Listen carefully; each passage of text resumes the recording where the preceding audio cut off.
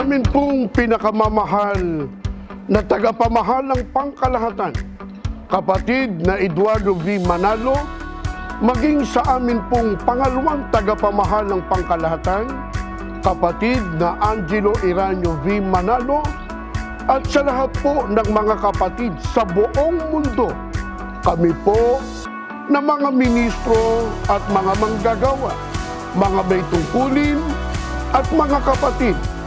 dito po sa distrito ng Quezon North ay lubos pong nagpapasalamat sa ating Panginoong Diyos sa patuloy pong pagkakaloob ng parada ng tagumpay sa buong Iglesia ni Cristo. Nagpapasalamat din po kami sa ating Panginoong Diyos sapagkat walang sawa po niya kayong iniingatan at itinatayo sa unahan ng Iglesia para pamahalaan at akayin kami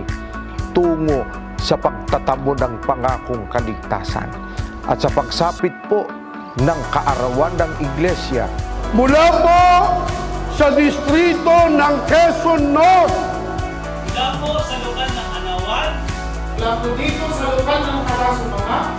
mula po dito sa lokal ng Infanta,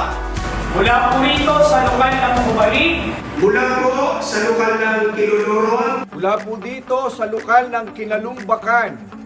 mula po dito sa lokal ng Yabak, mula po dito sa lokal ng Magsikap, mula po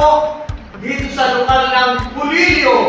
mula po dito sa lokal ng Tidnuan, kami po ay bumabati sa lahat ng mga kapatid sa buong mundo ng 11th anniversary po